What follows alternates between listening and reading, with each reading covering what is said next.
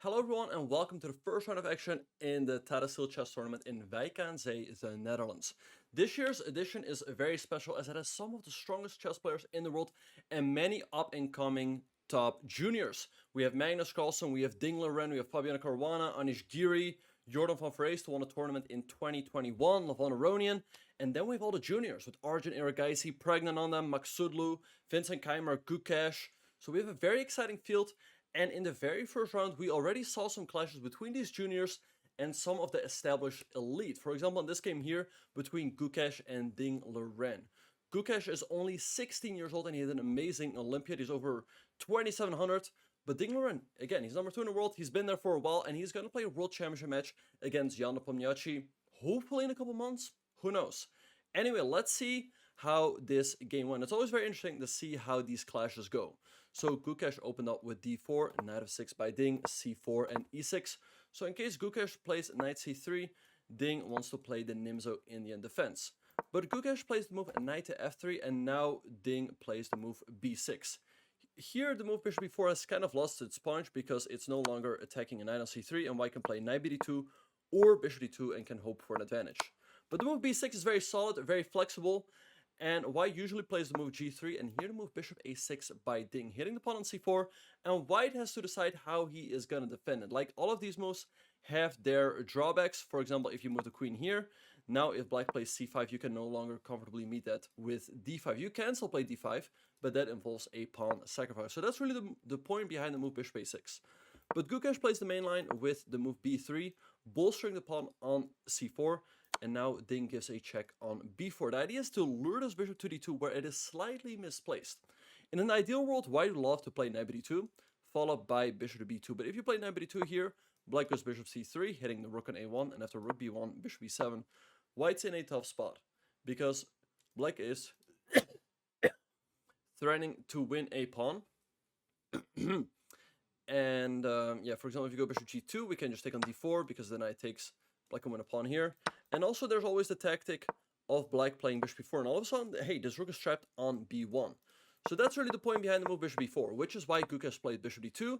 And now Ding drops his bishop back. So again, at first sight, it looks kind of odd to provoke White's bishop to d2, like this should be a developing move. But Black claims that the bishop is slightly misplaced here. So Gukesh plays bishop g2, castles, castles, and Ding plays d5. And here we can get some interesting structures. For example, if Gukesh takes, Ding will recapture with the e-pawn. Now, for a long time, it was argued that White's a little bit better here because Black's pawn structure is not perfectly connected, but I'm sure that Ding feels confident in these types of positions. Alright, anyway, Gukesh played knight c3 first, and now Ding plays the move c6, strengthening his center. Gukesh plays bishop f4 and knight bd7. Black just completes his development. You can take on c4, but it seems rather risky because White will get a lot of compensation after takes, and take on b8. And knight e5, hitting the bishop and the pawn on c6. So that's not a good idea. So Ding just playing very solid, developing, and now Gukesh does decide to take on d5. And if we have a close look at the clock, we can see that Gukesh has already spent quite a bit of time. He's already spent like 40-ish minutes, and Ding has only spent like 10 or so. And I guess that influenced Ding to go here for the more fighting option. I'm sure that if he wanted to play it solid, he would have taken with the pawn, but the structure becomes symmetrical, and maybe Gukesh can play something like a4 and knight b5, and it becomes very difficult for both sides to create anything. But Ding plays the move e takes d5, and with this move he shows his fighting intentions. He's clearing the e-file for his rook, and we get this imbalanced structure. Alright, and Gukesh goes for the move knight e1, which seems a little too passive. Like, he wants to remaneuver the knight at d3, but I felt like maybe he should have played a bit more active with moves like queen c2, maybe rook d1, and the position should be approximately equal. But knight e1, rook e8, knight d3, and now knight f8. An excellent move by Ding. He wants to bring this knight to e6 and put pressure on this bishop on f4. And also put pressure on the pawn on d4. And the tough thing here for White is that if White plays the move e3, first of all, he's creating this pin. But second of all, if this knight comes to e6, White always needs to be careful that this bishop does not get trapped, because it can go back here, and Black at a good moment might try to trap it with a move like g5. Which is why Gukesh plays bishop g5, knight e6, and trades the bishop off, and plays the move e3. Now, if White gets a couple moves here, like queen c2 and rook fd1, he should be approximately fine. Like, Black has the two bishops, but the position is fairly close. White has the slightly better pawn structure. because the pawn on c6 can be a little bit soft if White puts a rook here. But black has the 2 bishops, and in this very position, Ding made use of his dynamic possibilities. He played the move knight to c5, hitting the knight on c3, so he's taking advantage of this pin, but also of this pin, because when Gukesh took, now he captured the knight on c3, and this is where the position opens up and the 2 bishops become very strong. So rook to c1 was played, queen f6, defending the bishop, and Gukesh plays queen c2, and now d4 by Ding, an excellent move. He's trying to break open the position even more, bolster the bishop on c3, and it's looking tough for Gukesh. He took on b6, Ding recaptured, now he also has the open a file. Gukesh played rook fd1, and rook 88 by Ding. He's bringing all of his pieces into the game, looking pretty good for black, especially with the 2 bishops. Gukesh took on d4, Ding recaptured, and here I think Gukesh made the decisive, or not exactly decisive, but this really determined the course of the game. I think had Gukesh calculated correctly here, he could have gone for the move bishop takes c6. Grabbing this pawn looks very risky because black has the move rook to c8, and all of a sudden you are in a pin, and you cannot take an e8 and give up the queen for the 2 rooks because black has queen f3 in the end, hitting this rook, hitting this knight, and if you try to defend both, then black, hey, all of a sudden goes here, and you're just getting checkmated on the light squares. But after rook c8, White can go knight f4, keeping an eye on the bishop on d4, and if black tries to attack this bishop on c6 for a move like bishop b5, White can sack the queen over here, and after takes, this seems bad for White, because black has a queen and 2 bishops for the rooks and a knight, but White has rook c8 in the end, king f8, and rook e1, and black does not have a good way to defend this. For example, bishop e5, knight d3, and White wins the piece back, and this should be a draw after queen e6. I know this is all a long variation, but White should be able to hold a draw here. Not easy to calculate over the board, but I think had Gukesh found it, he would have been able to save the draw. But instead of that, after a long think, he played the move knight f4, and this kept Ding's active bishop pair alive, and also all of his other pieces are really active and looking at White's king. Ding played g5, putting pressure on the knight, knight h5, queen h6, and now Gukesh has to make a tough decision. He has to defend the knight somehow. And if you go g4, that does allow him to move rook e2, hitting the queen and hitting this pawn. So he decided to play bishop f3, defending both, but this gave Ding the time to go c5, making sure that this pawn is never hanging, and strengthening the bishop on d4. Now Gukesh can play g4, but the problem is he's lost a move in the process. Right, he would love to go knight g3 and knight f5 one move earlier. If he gets it, maybe he can consolidate, so Ding played f5, trying to blast open the position. Now, if you take, black has a move like bishop c8, hitting the queen, and it feels like White's position is going to collapse. For example, if you retreat, then rook f8, hitting the bishop, and it's all looking super shaky. A lot of pressure on this bishop, this pawn, this knight is always loose, so I don't know if White can hold this together. But Gukesh played knight g3 right away, and again, if we look at the clock, he was already down to 5 minutes. Ding still had half an hour, so it was looking very tough for the young Indian player. Ding took the pawn, knight f5 by Gukesh, queen f6, and bishop e4. Now, Ding also got low on time. He spent 20 minutes on the move queen f6, so it felt like, hey, maybe Gukesh has a chance to come back here, especially after Ding played the move h5. His idea is just to go h4 and maybe g3 and blast open the position, but Gukesh found a very strong move b4, trying to soften up the black position. Ding played king f8, and here's where Gukesh missed his last chance. He should have played the move a4, where he always has ideas of maybe a5, trying to loosen up black's structure, or b5, shutting down his bishop, but he played the move a3, which just felt too slow. It doesn't do anything, and it just gives Ding a free hand on the king side to attack, and he played h4, and already I don't see a good way to deal with this pawn push. g3 is just going to rip open White's king, and with 1.5 minutes on the clock, it was just looking too tough for Gukesh. He played rook e1, but here Ding found amazing rook takes e4. And however you are going to recapture, there will be bishop d3, hitting the queen, hitting the rook, and if you take, black unleashes bishop takes f2, wins your queen, your knight's going to get lost, and the game's over. So Gukesh took with the queen, but now came bishop d3, hitting the queen and the knight. Black's going to win the piece back, and he's just going to be up 2 bishops for a rook, and again, he still has a crushing attack. So queen e6, Ding traded, took on f5, Gukesh took here, but now g3, and again, White's king is just getting ripped open. He took, b takes c5, but now bishop h3. A very nice, accurate move by Ding to wrap things up. There's nothing you can do about black taking here, going here, and collecting your rook, after which you'll be down 2 bishops. So Ding scores a crushing victory with the black pieces over Gukesh in round number 1. So This sets a tone for Ding in the tournament. Let's see if he can keep it up. And, you know, Jan must be watching at home as well. And he's saying like, hey, this guy is showing some pretty good chess. So I'm sure he's looking at this game and using it for his preparation. All right, so let's see what happened in some of the other games. Another very exciting game was the game between Richard Rapport and Nodirbek Abdusattorov. Nodirbek had an incredible year. He crossed 2700. He won the Olympiad with the Uzbekistan team. They won the last round against us, against the Dutch team.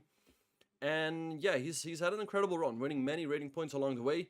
Richard Rapport, on the other hand, he weighed in at like 2760 and now he's 2740. So not the best year for him. However, he did play the candidates. But honestly, I have not seen him play a whole lot of chess in the last half of 2022. So very interesting to see what he is going to come up with in this game against Abdusattorov. So he goes e4, e5, and Rapport is a very original player. He plays the move knight of c3, knight of 6, and f4, known as the Vienna Gambit, which is very popular amongst low-rated players, because Black's best move is not too obvious here. For example, if Black takes on ef4, we have to move e5, hitting the knight. And if the knight jumps back, White goes knight f3, followed by d4, and already has a great position. And the move knight c6 is also not good, because here White takes and goes d4. And this is really White's dream scenario. It goes d4, e5, the knight jumps back, knight f3. And again, we have everything developed. We have two knights out, we have two pawns in the center, and Black's usually just getting crushed here, especially at the lower level. But Black has the move d5. And starting from some level like 1500-ish, more or less every player will know about this. So of course, Nodirbek knew it as well, and it was just interesting to see what Rapport had prepared. So he played queen f3, putting pressure on the knight. Black has some options here. He can train on c3, he can go knight c6, or to move f5, which is what Nodirbek played. Now Rapport goes d3, takes, and d4, bishop e2, knight c6, queen g3. And to be honest, I had this myself in an online game with the black pieces, and I fell for the only trick that White has here. In this position, Black should not take on c3. Because if you do so, White will go bishop h5. And there's no good way to deal with the check. If you go g6, White will take. If you go king e7, there's bishop g5, winning the queen. And if king d7, well, at the very least, there's e6, king d6 check. And you collect the queen again. So don't fall for this trick. Neither did Nodirbek. He played the move bishop e6. So that in case of a check, he would be able to play g6, takes, and bishop f7. And Black's winning. All right. So Rapport played c4, and to be honest, I'm a little bit puzzled by Rapport's preparation. I mean, these are the best moves, but he was still taken out of book. So the question really is like, what had he prepared, right? But okay, bishop e6, c4, bishop e4 check, and king d1. Wow, he's depriving himself of the right castle as early as move 11. However, White has some dynamic possibilities. Bishop 1 b4 is slightly misplaced, and White can go rook b1. Bishop f3 and knight h3, and the White king of d1 is not too unsafe, and White has this nice diagonal to work with. So queenside castles, bishop f3, bishop e7, and perhaps here Rapport made a serious mistake. I think he should have considered the move h4, and this makes it significantly harder for Black to get in the move g5. For example, if Black plays h6, preparing this move, White can always play h5, so that in case of g5, we can go on croissant. And after that, we can always try to establish a strong knight on f4. Alright, but Richard goes knight h3 right away, b6, knight f4, but here Nodirbek gets in g5. So he's forcing this trade, and White has the two bishops, but again, his king is still in the center, the spawn on e5 is kind of weak, so it's not too clear what Rapport is going to do, and on top of all of that, he's also down half an hour on the clock. So he played a rook to b5, knight b8, an excellent move by Nodirbek. He wants to go c6, hitting the rook, and bring this knight back to d7 to collect the spawn on e5. Rook d5, c6. We saw the rook trade, and here Rapport went for a very original maneuver, if you will. He played the move h3, knight d7, and queen h2. Now, I don't know what the idea is, but after h6 by Nodirbek, he is going to collect this pawn sooner or later. Nodirbek did not take right away because of rook e1, and in case of bishop f6, White always has the move bishop takes g5, which is why he played h6, over protecting that pawn. Right, if Black takes here, White takes here, and White's actually a lot better in the endgame. Alright, so h6. And this pawn is really starting to hang. If Rapport plays rook e1, there's an annoying move like bishop e4. And you don't quite want to play a rook e2. It all looks a little bit clumsy. If Black gets in g4 under the right circumstances, for example, rook f8, and let's say White's not careful, then g4 is going to come, take, and checkmate. So doesn't feel too comfortable for white, which is why Rapport played the move g4. But this does involve a pawn sacrifice. Now Nodirbek took an e5, takes, and here he could have recaptured the queen, but white is able to save the bishop. The bishop is pretty strong, and white has some chances. So Nodirbek decided to go into the endgame. He took the bishop, took the queen, and played rook f8. So we have equal material here, but the pawn on e6 is extremely weak, and black's rook is pretty active, while white's rook on h2 is kind of passive. The pawn on h3 could be weak down the line as well. So very tricky endgame for Rapport, and he's down to 6 minutes, and he still has to make another 15 to reach the time control. So have to take a sip of water there. Play bishop e2, hitting the pawn, rook f4, and c3. So he's opening up his bishop, but again, this pawn on e6 is still pretty weak. Nodirbek played king d8, and he wants to eventually move his bishop out of the way. Let's say here, go king e7, take the pawn, and go into a better endgame. So Richard played here, check, and bishop f6, again, clearing the way for the rook. But now Rapport played the strong move, rook to e2. So you can always recapture, and after king e7, he played d4. White is going to lose his pawn. But after Nodirbek took it, he gave a check by taking the bishop and played d5. And all of a sudden, white has a very strong pass d-pawn, and black's king is cut off. Black's king has not an easy way to make it back. But here Nodirbek played quite accurately. He traded and played rook a1. And it's not easy for Rapport. He's down to 1 minute and 40 seconds. And how is he going to defend this pawn? White cannot push right away, because black will take, trade off the rooks, and then his king is always in time to pick up the pawn. Alright, so maybe he should have played like king b2, but the drawback of king b2 is rook d1, right? So maybe king b3 perhaps. You know, keeping the king active, and if king here, if rook here, king here. And white still has some drawing chances, but these things are not easy to figure out if you only have a minute and 40 seconds on your clock. So he gave a check, king up, and took the pawn. Now Nodirbek took here, king b3, and rook a1 by Nodirbek. So he wants to go rook d1 and get behind the passed pawn. And here maybe Richard should have just pushed the pawn.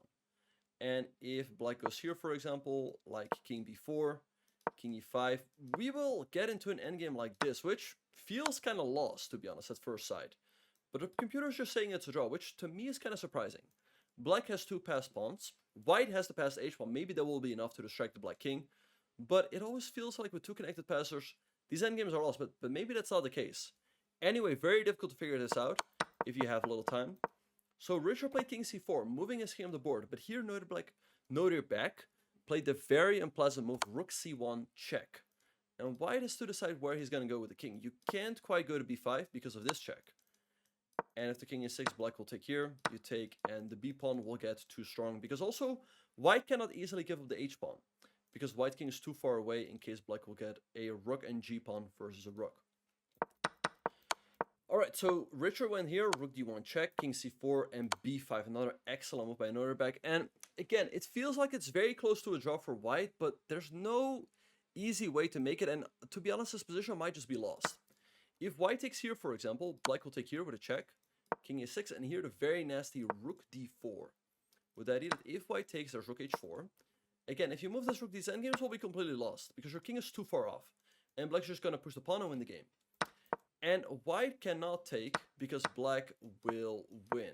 Because the king is too close, and it actually comes down to one move, but black's in time to push the h-pawn down the board. So what white can try is a move like rook c6, so that in case of rook h4, there's rook c3. But it feels quite unpleasant. Like, for example, black gives a check here.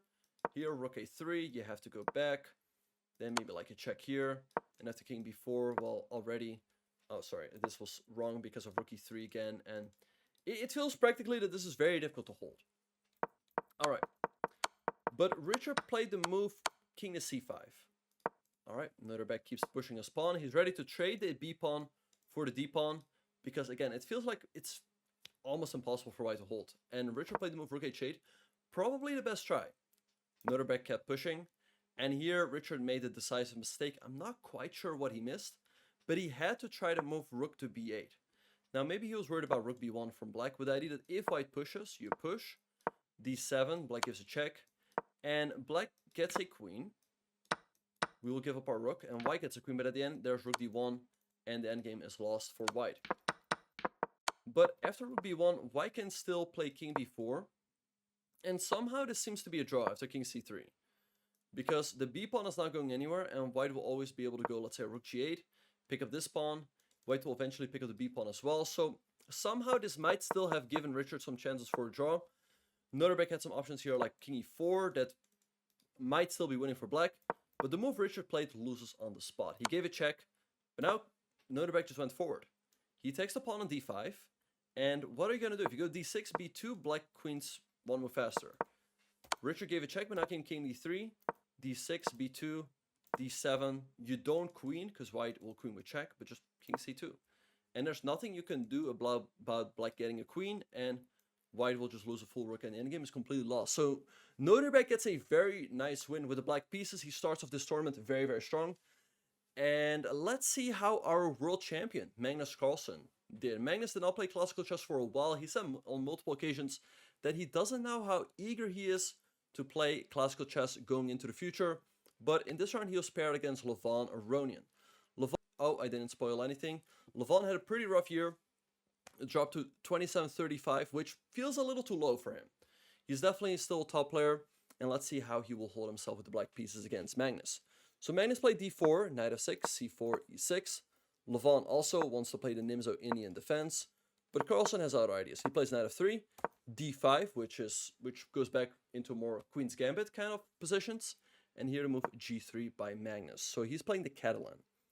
Bishop e7, one of the most solid systems. Bishop g2, castles, and Levon takes on c4. Queen c2, a6, so in case white takes, black wants to go b5 and bishop b7. So Magnus decides to stop that with the move a4. But now Levon goes bishop d7, bringing his bishop to this diagonal. Anyway, to neutralize white's strong bishop on g2. Takes bishop c6. All of this is theory. As you guys can see, the players still have a lot of time. 143 for Magnus, 144 for Levon. Bishop g5, bishop d5. So the first moment where Levon takes a little bit of time, not too much. I'm sure he was just trying to remember his preparation. And Magnus drops back to c2. And after bishop b4, it goes back to c1, h6. And we get into this type of position, which is maybe a little bit better for white. But black is always so extremely solid because he can always put a knight on b4 or not. But black has some sort of blockade on the queen side, so it will always be extremely difficult for white to do anything. And furthermore, black does have the two bishops. So knight bd2, hitting the bishop, bishop h7, knight b3, and knight d7. So perhaps a bit of an inaccuracy by Levon.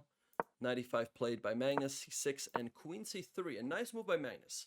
He's eyeing the pawn on a5, and he has ideas of taking here and taking the pawn on a5. And it's not easy for black to deal with it, because if you take on e5, white will take here, hit the queen, hit the bishop, and white wins a piece. And if you take with the bishop, well, you don't lose a pawn right away, but black is extremely passive here after rook d6 followed by rook d1, because where are you going to go with the knight? If you go to b6, you have to be worried about white not taking this pawn, or white jumping into c5. So this looks fantastic for white, which is why Levon played the tricky move rook a7. Now, his idea is that if Magnus will take, he wants to take, and he wants to go not rook f8, because white has knight c4, takes, actually, wait, this does work out, this does work out for black, because if takes, never mind, wait, what was his idea? If rook f8, b4, b4, yes, and there's no b6, because you hang this. So yeah, that's not good. But he has to move c5.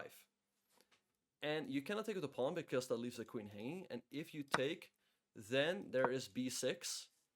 And if you take, bishop d8. Wow. And you win back the queen. And you play rook a7 because this rook is never hanging in any variation. Wow, pretty impressive if Levon saw all of this. But that is why Magnus did not take on d7 and on a5. Instead of that, he takes on a5 right away, which is a little bit hasty. Perhaps he should have strengthened his position first with a move like, I don't know, maybe e4 or e3. And black is still under quite a bit of pressure.